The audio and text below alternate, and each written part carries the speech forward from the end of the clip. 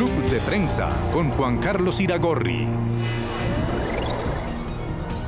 Bienvenidos a Club de Prensa en NTN 24. Hoy transmitimos desde el estudio de televisión del diario El País de Madrid, en la capital de España. No olviden ustedes que al final de este programa lo pueden ver completo, pueden ver aparte en nuestra página de Facebook, también por nuestra cuenta de Twitter, y el audio, el podcast, si lo quieren oír, si lo quieren escuchar, lo encuentran ustedes en SoundCloud. Es un privilegio estar aquí en esta redacción y además tener como invitado a uno de los periodistas que empezaron en Club de Prensa. Hoy es el director del diario El País, Antonio Caño. Bienvenido como siempre, Antonio, a esta que es su casa. Muchas gracias, Juan Carlos. Así me siento, realmente, en casa con amigos. Bueno, ha habido, quiero empezar con asuntos europeos, elecciones en Francia. Ha ganado el domingo pasado Emmanuel Macron con un 66% de los votos. Ha alcanzado casi el 34% de los votos Marine Le Pen. Macron es un hombre europeísta. Marine Le Pen es una mujer que, en caso de haber ganado, habría convocado un referendo para sacar a ese país, a Francia, de la Unión Europea. ¿Qué significa para usted el triunfo de Macron? Significa en primer lugar una buena noticia para Francia, porque ha conseguido evitar un riesgo inminente y grave de una presidenta populista que representa un partido xenófobo, proteccionista, antieuropeo. En segundo lugar, es una buena noticia para Europa, porque permite que al frente de la presidencia de Francia haya un hombre que cree en Europa, que cree firmemente en el proyecto europeo y que se comprometió a defender Europa en su primer discurso, en las primeras palabras que pronunció como presidente electo. Y creo que en tercer lugar es una buena noticia para el mundo en su conjunto, porque frena una ola de populismo, de demagogia, frena una etapa en la que parecía que todo lo peor era posible, una etapa que podemos decir que empezó con la victoria del Brexit en el referéndum británico, que probablemente continuó con la derrota del sí a la paz en Colombia y que se consolidó posteriormente con el triunfo del presidente Trump en Estados Unidos, y que este éxito de Macron, este resultado en Francia, interrumpe.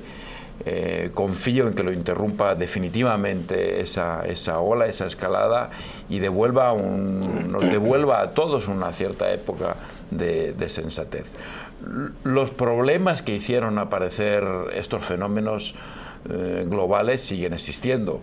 Los problemas que hicieron crecer tan espectacularmente a Le Pen en Francia siguen existiendo, pero al menos ahora hay una posibilidad de optimismo, al menos hay ahora un mensaje de que las sociedades se pueden reformar sin necesidad de optar por aquellos que quieren destruirlas. Dice el señor Macron que debería reformarse la Unión Europea. Él quiere incluso que haya prácticamente un ministro de finanzas para los 27 países, eran 28, pero se va a retirar se ha retirado el Reino Unido, o está en vías de retirarse. Incluso quiere unos presupuestos únicos. Justamente su periódico lo ha destacado en la primera página en las últimas horas. En cambio, en Alemania, que es el otro país, el otro buque insignia de la Unión Europea, la señora Merkel no está de acuerdo con eso.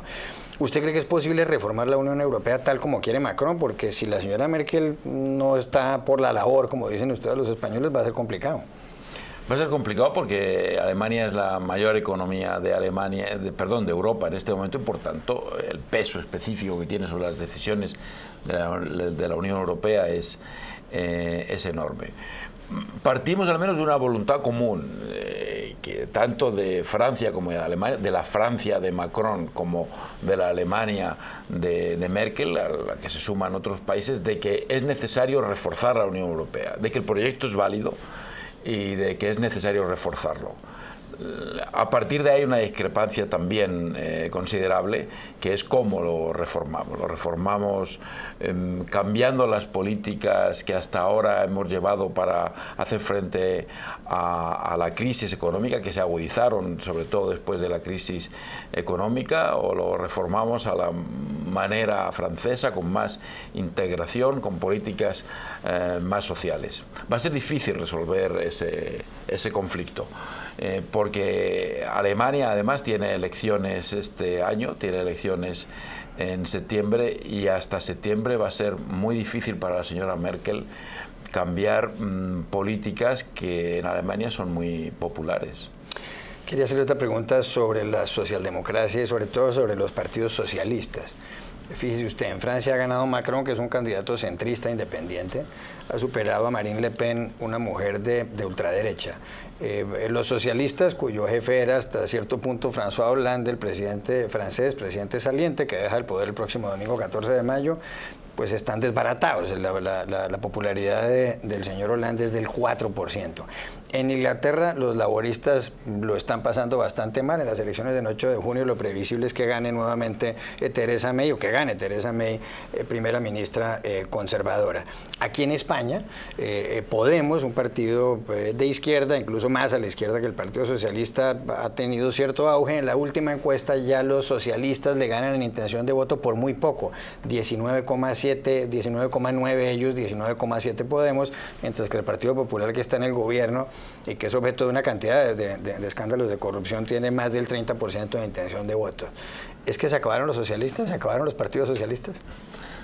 Tal vez, no se puede descartar. Hoy ha dicho Manuel Valls, el antiguo primer ministro francés, que ha anunciado que deja el Partido Socialista para sumarse al proyecto político de Macron, que el Partido Socialista francés, sus palabras han sido: este Partido Socialista francés está muerto. Con lo cual no se puede descartar. Pero son situaciones diferentes. Alemania, Francia, el Reino Unido, España viven momentos políticos diferentes, tienen algunas semejanzas, pero que tienen orígenes diferentes y expresiones y manifestaciones de sus diferentes crisis que son distintas. Pero es verdad que hay algo que une a toda la crisis de la socialdemocracia europea, que es la falta de un proyecto moderno, de un proyecto que dé satisfacción a las clases medias, urbanas, en las que siempre se ha apoyado el proyecto de la socialdemocracia. Tradicionalmente se ha apoyado el proyecto socialdemócrata, y que en este momento, y para el que en este momento no tienen respuestas. La gran aportación de la socialdemocracia europea fue la sociedad del bienestar. Pero el problema es que desde que la sociedad del bienestar es el sistema dominante en Europa, también los partidos conservadores se han sumado a la sociedad del bienestar, y hoy exige una administración diferente la sociedad del bienestar. Y la socialdemocracia no ha sabido responder a eso, no ha sabido responder a cómo se gestionan estos países modernos, cómo se puede administrar hoy la sociedad del bienestar, cómo se responde a los retos de la globalización en este momento. Desgraciadamente los partidos socialdemócratas tienen un proyecto que se ha quedado antiguo, que se ha quedado en el pasado. Ya regresamos a Club de Prensa. Volvemos a Club de Prensa en NTN 24 desde la redacción del diario El País de Madrid con su director Antonio Caño. Antonio, hay muchas noticias de Venezuela. Usted conoce muy bien América Latina. Desde el 31 de marzo, cuando el Tribunal Supremo de Justicia despojó de competencias a la Asamblea Nacional, al Parlamento venezolano, en donde la oposición al presidente Nicolás Maduro es mayoría, ha habido casi 40 muertos y manifestaciones a diario. Los opositores piden elecciones libres y prontas, y piden que sean puestos en libertad los presos políticos como Leopoldo López. El presidente Nicolás Maduro lo que ha hecho es convocar una asamblea constituyente. ¿Cuál es la salida para esa crisis venezolana? Porque en la Organización de Estados Americanos, en la OEA en Washington, el secretario general, ex canciller uruguayo Luis Almagro, pide que se active la Carta Democrática. De varios países de la organización, que tiene 34 integrantes, piden también que haya comicios. ¿Cuál es la solución? Y se lo pregunto desde otro modo. Alguien decía, ¿no será que esto debería resolverse a la antigua? Que un hombre como Maduro, donde los sobrinos de su mujer están investigados y presos por narcotráfico en Estados Unidos, pues tiene cuentas pendientes con la justicia, donde Diosdado Cabello, expresidente de la Asamblea Nacional, también puede tener cuentas pendientes con la justicia estadounidense. ¿No será que habrá que buscar un país a donde los reciban y a donde la justicia no les llegue? Yo sé que esto suena muy a la antigua, pero ¿no será que esa es la única forma como Maduro puede pensar en dejar el poder? ¿O usted cree que hay una posibilidad de un diálogo o de alguna otro camino? No, probablemente no descarto que haya que buscar fórmulas de ese tipo, pero incluso fórmulas de ese tipo habrá que negociarlas. Inevitablemente habrá que negociar. En algún momento, si se quiere evitar un derramamiento de sangre gigantesco, o se quiere evitar un mal mayor como un golpe de Estado militar, en algún momento va a haber que negociar. Claro, que no hay que negociar para prolongar el régimen, hay que negociar para sustituir al régimen que en los últimos meses se ha quitado la careta y se ha manifestado como la dictadura que es. Pero ahora hay que negociar con ello, hay que negociar cómo se produce una transición a la democracia. Y en esa transición esa negociación deberá incluir la suerte que van a correr los actuales dirigentes del régimen, no solamente líderes políticos, sino también líderes militares que están implicados en episodios similares a los que antes describías. Y habrá que negociar el modelo y los plazos en los que se celebran unas elecciones. Y habrá que reclamar previamente la liberación de los presos políticos, habrá que crear el clima apropiado para el diálogo. Todo eso hay que hacer. Hay una labor enorme por hacer en Venezuela para evitar, insisto, un derramamiento de sangre, pero inevitablemente habrá que negociar. Yo no estoy de acuerdo con quienes dicen que no se puede negociar con Maduro. Maduro es en este momento la imagen del régimen y la voz del régimen, y es la persona con la que habrá que negociar. Pero insisto, no para prolongar el régimen, sino para sustituirlo, y una negociación que esté precedida de liberación de presos políticos y de garantías de que los resultados de esa negociación se van a cumplir, y unos plazos cortos y muy estrictos. Cumplido eso, creo que cabe hablar de la suerte que van a correr las actuales figuras del régimen. A propósito de América Latina, ¿cuál es su valoración sobre la situación política y económica en Cuba después de que restableciera La Habana relaciones diplomáticas con Washington porque fueron rotas el 3 de enero de 1961? 11 presidentes estadounidenses pasaron por la Casa Blanca sin relaciones diplomáticas con Cuba. ¿Le parece que ha servido para el pueblo cubano este restablecimiento de relaciones, o cree usted que falta que el régimen de Raúl Castro mueva ficha?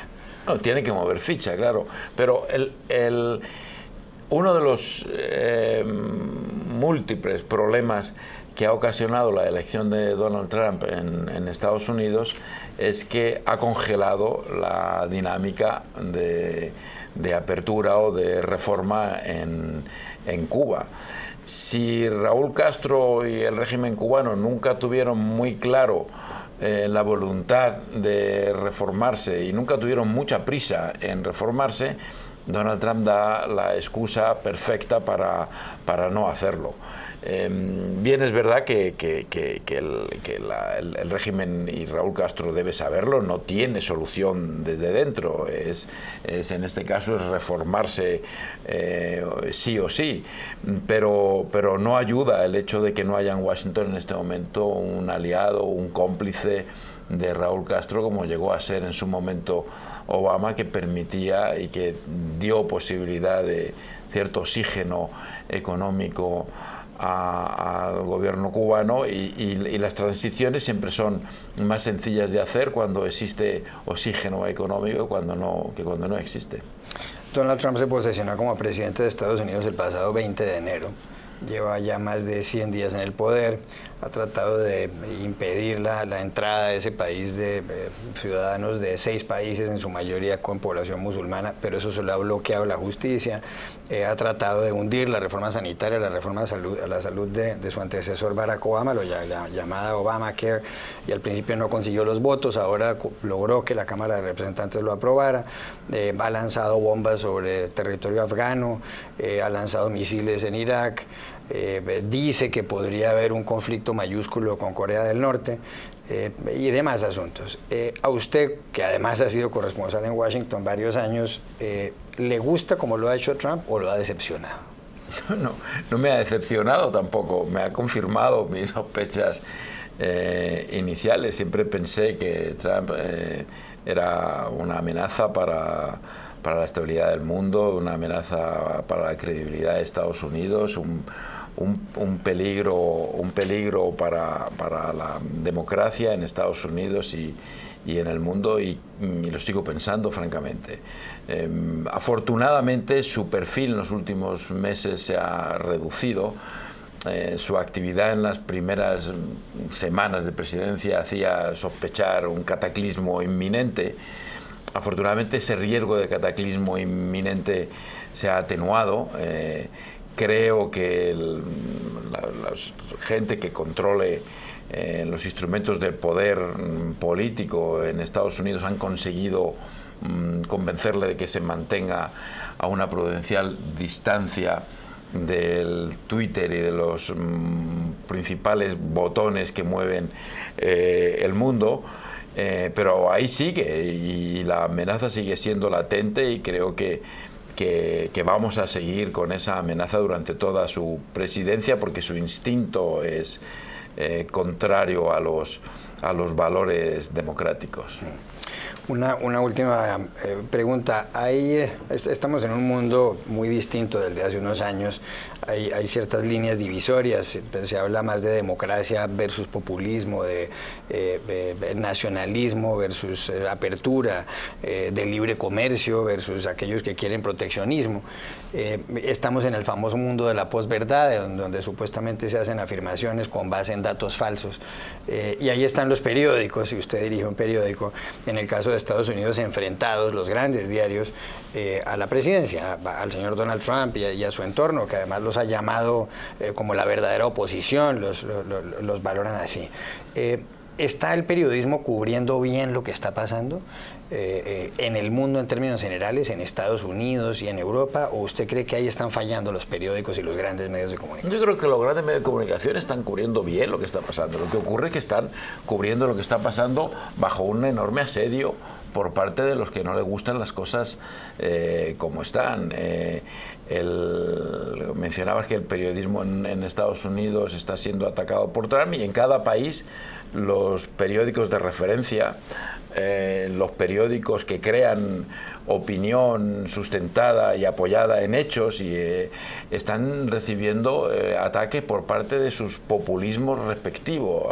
La prensa norteamericana le ataca a sus populismos, a la prensa francesa le atacan los populistas franceses, a nosotros nos atacan los populistas españoles, que a nosotros nos ha tocado que los populistas españoles, a diferencia de Francia, sean de extrema izquierda, mientras allí son de extrema derecha. Esta es nuestra característica particular, pero el asedio es el mismo, las características del asedio es el mismo y la técnica es la misma: desprestigiarnos como medios, decir que no estamos conectados con los sentimientos de la gente, tratar de legitimarnos de manera que nuestras críticas al populismo no les hagan el daño que podían hacerle. Hay que dar esa pelea, es lo que nos toca, y la única cosa a lamentar es que esa pelea, que no es única en el periodismo, y que el periodismo que cree en la democracia ha peleado contra fuerzas hostiles a la democracia muchas veces en los últimos 200 años. Esta no es la primera pelea que la prensa libre tiene que dar por la libertad de expresión y tiene que dar por la democracia. La desgracia es que a nosotros nos ha tocado dar esa pelea en unas condiciones económicas mucho más adversas, porque las empresas periodísticas son mucho más débiles de lo que eran hace 10 o 20 años, y por tanto tenemos que pelear, digamos, con una manotada a la espalda, porque la revolución tecnológica ha debilitado mucho las empresas periodísticas. Ya regresamos a Club de Prensa. Volvemos a Club de Prensa en NTN 24 desde la redacción del diario El País de Madrid para despedirnos porque se nos acabó el tiempo. Gracias, Antonio Caño, por haber estado en este programa. Muchísimas gracias, de verdad un placer. Y a ustedes los espero en una próxima oportunidad.